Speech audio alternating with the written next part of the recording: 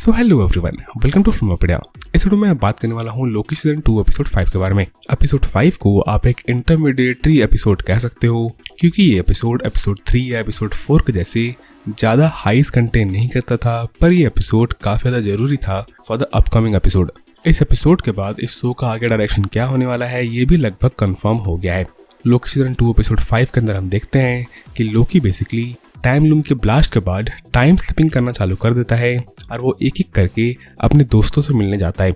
Initially लोकी अपने time slipping को control नहीं कर पा रहा था और लोकी सबसे पहले टाइम स्लिप करके 1962 के एक प्रिजन के पास पहुंचता है, जहां पे उसे कैसी मिलता है जो कि प्रिजन ब्रेक कर रहा होता है। और ये टाइमलाइन बेसिकली ब्रांच टाइमलाइन थी। इसके बाद लोकी टाइम स्लिप करके हंटर B15 के पास पहुंचता है, जो भी एक ब्रांच टाइमलाइन की ही पार्ट थी। हंटर B15 2012 के अंदर एक डॉक्टर थी inside a branch timeline. In fact Loki का हर एक दोस्त और टीवी में जो लोग काम करते हैं वो सारे लोग सेक्रेट टाइमलाइन का पार्ट नहीं थे, बल्कि ब्रांच टाइमलाइन के ही पार्ट थे। इसलिए हम आगे देखते हैं कि मॉबियस भी बेसिकली ब्रांच टाइमलाइन का एक पार्ट था और वो एक जेट्स की शॉप में काम करता था in a branch timeline Ohio Cleveland 2022। इस एपिसोड में हमें मॉबियस का असली नाम भी पता चला, जो कि था डॉन। और हमें ये पता चला कि बेसिकली मॉबियस एक सिंगल फादर है जिसके 2 बेटे भी हैं। और आगे जाके मॉबियस के बेटे ही उसके इंस्पिरेशन बनते हैं टीवी को ज्वाइन करने के लिए, ताकि वो अपने बेटों को प्रोटेक्ट कर सके। पर फाइनली इस एपिसोड का नाम देखते हैं कि लोकी बेसिकली टाइम स्लिप करके ओबी के पास पहुंचता है, जो कि एक साइंटिस्ट होता है और एक एक्सपायरिंग राइटर होता है। ओबी लोकी को ये बताता है कि उसका टाइम स्लिप रैंडम नहीं हो सकता है और उसे अपने टाइम स्लिप को कंट्रोल करना पड़ेगा।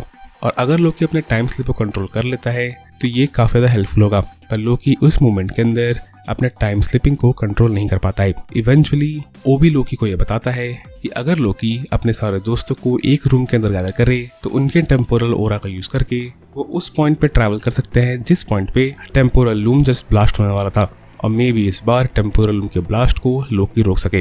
पर अभी भी एक प्रॉब्लम था कि आखिर वो सारे लोग टेम्पोरल लूम के ब्लास्ट के ठीक पहले कैसे पहुंचेंगे, क्योंकि उनके पास तो अब टेम्पैड भी नहीं है।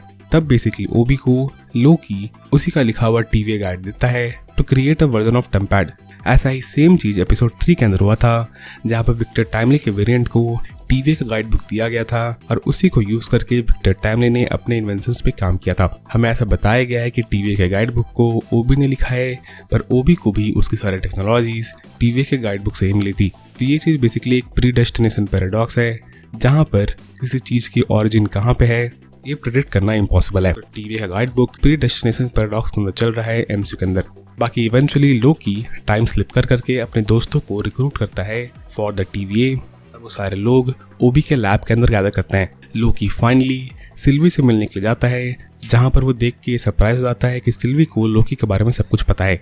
ऐसा आई थिंक इसलिए हो रहा है क्योंकि सिल्वी ने ही हू रिमेन्स का टेम्पैड यूज करके मोस्ट प्रोबेबली टेम्पोरल लूम के ब्लास्ट से पहले अपना एस्केप कर लिया था, जैसा कि वो इस एपिसोड के अंदर भी करती है। इनिशियली सिल्वी लोकी की हेल्प नहीं कर रही थी क्योंकि उसे लगता था कि टाइमलाइंस का रीसेट होना एक अच्छी चीज है, पर लोकी अपने दोस्तों की हेल्प करना चाहता था क्योंकि वो चाहता था कि उनके दोस्तों के पास एक चॉइस हो टीवी में वापस आने का, प्लस वो लोनली भी नहीं होना चाहता था। पर जब सिल्वी लोकी की हेल्प नहीं करती है तो लोकी बेसिकली अपने प्लान को ड्रॉप कर देता है और वो सारे लोगों को अपने अपने ब्रांच टाइमलाइन में वापस जाने के लिए कहता है।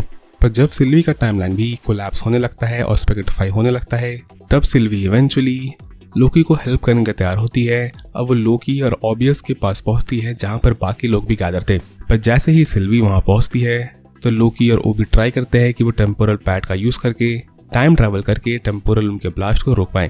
पर उसी समय बाकी सारे लोग भी स्पैगेटिफाई होने लगते हैं और इस बार सिल्वी भी स्पैगेटिफाई होती है। लोकी इस चीज को बर्दाश्त नहीं कर पाता है और इवेंचुअली वो अपने टाइम स्लिपिंग को कंट्रोल करना चालू कर देता है और लोकी टाइम स्लिप करके कुछ मोमेंट्स पहले पहुंच जाता है जहां पर वो लोग स्पैगेटिफाई नहीं कर रहे थे। और इसके बाद एपिसोड के लास्ट में हम देखते हैं कि लोकी टाइम स्लिप करके टीवी के उस मोमेंट में पहुंच जाता है जहां पर टेम्पोरल लूम सिर्फ ब्लास्ट ही होने वाला था। तो अगले एपिसोड में हम देखेंगे कि कैसे बेसिकली लोकी टेम्पोरल लूम के ब्लास्ट को होने से रोकेगा। लोकी कुछ ट्रेलर्स हमें पता है कि लोकी एक बार वापस से विक्टर टाइमली की हेल्प लेगा टेम्पोरल लूम को फिक्स करने के लिए, और 1-2 बार विक्टर टाइमली कामयाब भी होगा टेम्पोरल लूप की तरफ जाने के लिए बिना स्पैगेटिफाई हुए। पर मोस्ट प्रोबेबली विक्टर टाइमली वाला मूव लोकी का कामयाब नहीं होगा, जिसके बाद लोकी को खुद टेम्पोरल लूम को फिक्स करने के लिए जाना पड़ेगा विदाउट अ सूट और मोस्ट प्रोबेबली लोकी अपने मैजिक का यूज़ करके टेम्पोरल लूम को फिक्स करेगा। अगर आपने मेरे प्रीवियस वीडियोस देखे होंगे तो मैंने आपको बताया था कि लोकी कैसे टीवी का रूलर बन सकता है और ही हू रिमेन्स बन सकता है आफ्टर लोकी सीजन 2। जैसे कि बेसिकली ही हू रिमेन्स ने लोकी से कहा था कि उसे टीवी को टेक ओवर कर देना चाहिए, तो वो चीज़ लोकी सीजन 2 के अंदर सच साबित होने वाली है, जहां लोकी टीवी को टेक ओवर करेगा bye fixing the temporal loom and saving everybody. इसके अलावा आप ये भी कह सकते हो कि सबसे पहला ही हू रिमेन्स और कोई नहीं बल्कि लोकी था, और may be he who remains ने फ्यूचर के अंदर लोकी को हरा के ही टीवी का कंट्रोल उससे लिया था, क्योंकि आप देख सकते हो कि लोकी ने ही टीवी के वेरिएंट्स को गैदर किया है from the different branch timelines, और टीवी के बुक को भी सबसे पहले ओबी को लोकी ने ही दिया है, न कि कैंग के किसी वेरिएंट ने। तो बेसिकली लोकी के वेरिएंट ने टीवी को क्रिएट किया है काइंड ऑफ, पर उसे टेक ओवर कैंग इवेंचुअली करेगा in the future after the multiversal war. तो टीवी बेसिकली एक टाइम लूप के अंदर चल रही है या एक प्री डेस्टिनेशन लूप के अंदर चल रही है, जहाँ पे टीवी का एग्जैक्ट ऑरिजिन क्या है और आखिर टीवी को सबसे पहले किसने बनाया है ये भी कहना काफ़ी ज़्यादा मुश्किल है। बाकी इस एपिसोड से हमें ये तो पता चल गया कि लोकी बेसिकली अपने टाइम स्लिपिंग का यूज़ करके अब एपिसोड 6 के अंदर टेम्पोरल लूम को किसी भी हालत में फिक्स करने की कोशिश करेगा bye trying different permutations and combinations. अगर आपको लोकी सीजन 1 याद होगा तो उसके अंदर भी बेसिकली ही हू रिमेन्स टेम्पैड का यूज़ करके टाइम स्लिप करता है काइंड ऑफ। तो वैसा ही कुछ पावर्स अब लोकी के पास आ गए हैं, प्लस लोकी को टेम्पैड को यूज़ करने की भी जरूरत नहीं है। सो लोकी सीजन 2 के बाद काफ़ी ज़्यादा पावरफुल कैरेक्टर बनने वाला है एमसीयू के अंदर। इसके अलावा इस एपिसोड के अंदर हमने रेवोना रेंसलेयर या मिस मिनट्स को बिल्कुल भी एक बार भी नहीं देखा। तो आखिर रेवोना रेंसलेयर वॉइड से कैसे निकलेगी और आखिर मिस मिनट्स और रेवोना रेंसलेयर का स्टोरी कहाँ जाने वाला है, इसके बारे में भी कोई इन्फॉर्मेशन हमें एपिसोड 5 में नहीं दी गई। आई डोंट थिंक कि मिस मिनट्स और रेवोना रेंसलेयर दोनों का रोल खत्म हुआ इस सीरीज के अंदर, और ये दोनों कैरेक्टर्स एपिसोड 6 के अंदर काफी बड़े रोल के अंदर अपीयर करेंगे। लोकी सीजन 2 का एपिसोड 5 एक थोड़ा छोटा एपिसोड था, जहाँ पे ये एपिसोड सिर्फ 40 मिनट का था, पर आप एक्सपेक्ट करो कि लोकी सीजन 2 का एपिसोड 6 या फाइनल एपिसोड 1 घंटे से भी बड़ा हो सकता है, क्योंकि इस एपिसोड के अंदर काफी कुछ कवर करना पड़ेगा मार्वल को इस सीरीज को एंड करने के लिए।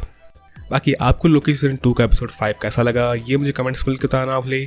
आपके कोई भी क्वेश्चन या थ्योरीज हैं एपिसोड 5 से रिलेटेड तो उन्हें कमेंट्स में लिखना ना भूले, मैं सबके आंसर्स देने की कोशिश करूंगा। बाकी अगर आपको ये वीडियो पसंद आई तो वीडियो को लाइक करना ना भूले, और अगर आप मेरे चैनल पर पहले आए थे तो चैनल को सब्सक्राइब जरूर कर लें, ताकि जब भी मैं ऐसे इंटरेस्टिंग वीडियोस बनाऊँ तो आपको नोटिफिकेशन मिल सके। As always thanks for watching.